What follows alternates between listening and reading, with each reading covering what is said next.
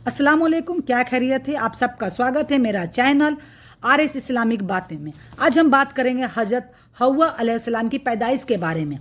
जब फरिश्ते के सामने इब्लिस का घमंड जाहिर हो गया और उसने घमंड और सरकशी पर कमर बांध ली तो अल्लाह ताला ने उस पर लानत फरमाया, आसमान और ज़मीन की हुकूमत उससे छीन ली और जन्नत के पहरेदारी से भी हटा दिया और फरमाया तू मरदूद है, जन्नत से निकल जा, अब क़यामत तक के लिए तुझ पर लानत है। इसके बाद अल्लाह ताला ने हजरत आदम अलैहिस्सलाम को जन्नत में रहने का हुक्म फरमाया और उन पर ऊँग डाल दी, यानी उन पर नींद उतार दी।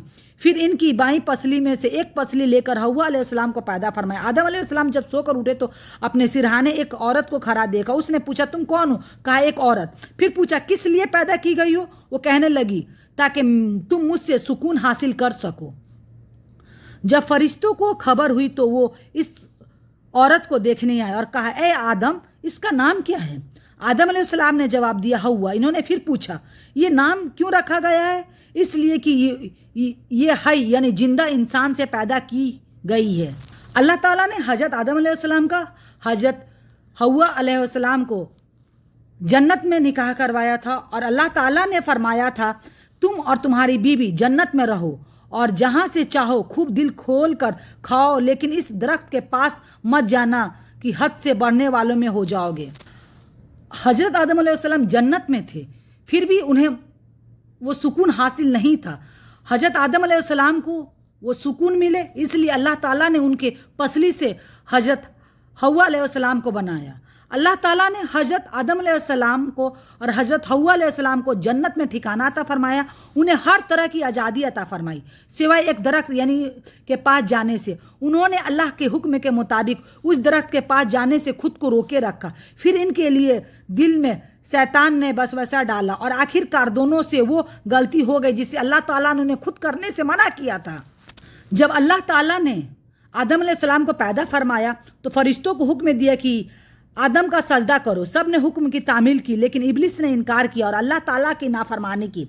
अल्लाह ताला तमाम भेद जानता है। इब्लिस से सवाल किया तुझे किस चीज़ ने आदम का सजदा करने से रोका? उसने जवाब दिया मैं आदम से बेहतर हूँ, तूने मुझे आग से और आदम को मिट्टी से पैदा किया। शैतान का जवाब तकब्बुर और जाहिलियत वाला था। अल्लाह ताला इस पर गजबनाक हुआ और यानी अपने रहमत से निकाल दिया और लानत का तौक उसे गर्दन में डाल दी। शैतान ने तौबा और इस्तगफार यानी माफ़ी मांगने की बजाय अल्लाह ताला से खुली बगावत कर दी और क़यामत तक के लिए आदम अलैहिस्सलाम की नस्लों को बहकाने के लिए मोहलत मांग ली।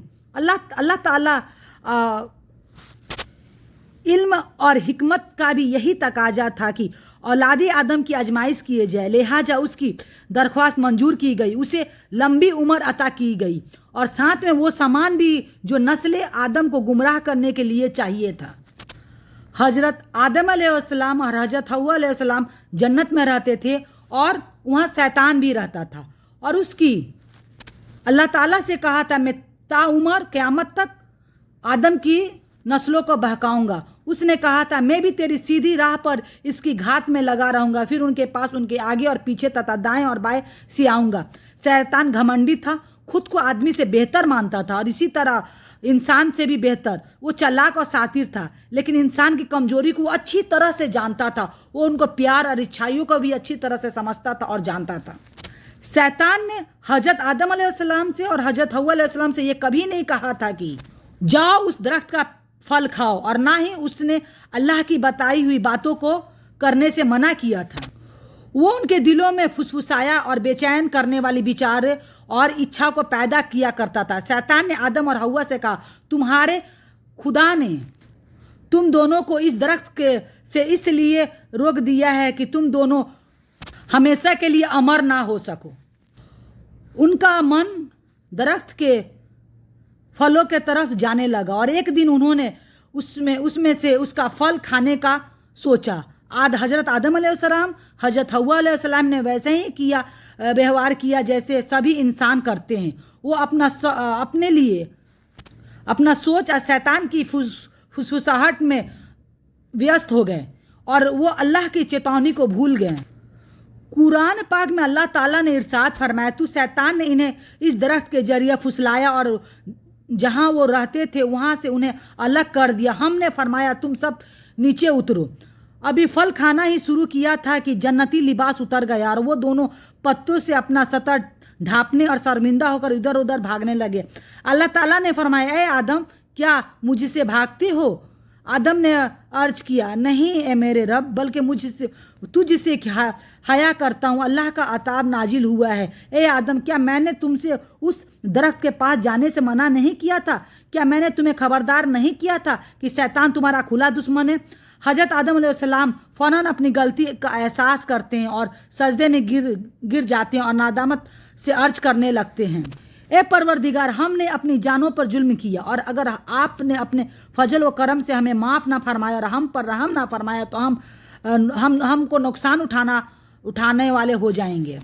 अल्लाह ताला जो सब के दिलों का हाल अच्छी तरह से जानता है, वो हजरत आदम अलैहिस्सलाम के दिल की कैफियत को अच्छी तरह से जानता था। उसने आपको माफ़ फरमा दिया, लेकिन अल्लाह ताला को आइंदा के लिए दुनिया को आबाद करना था और नस्ल इंसानों को बढ़ाना था। इसलिए अल्लाह ताला ने हजरत आदम अलैहिस्सलाम, हजरत हव्वा अलैहिस्सलाम को हुक्म दिया कि तुम ज़मीन पर उतर जाओ और वहीं पर रहो, और ये बात हमेशा याद रखो, शैतान तुम्हारा खुला दुश्मन है।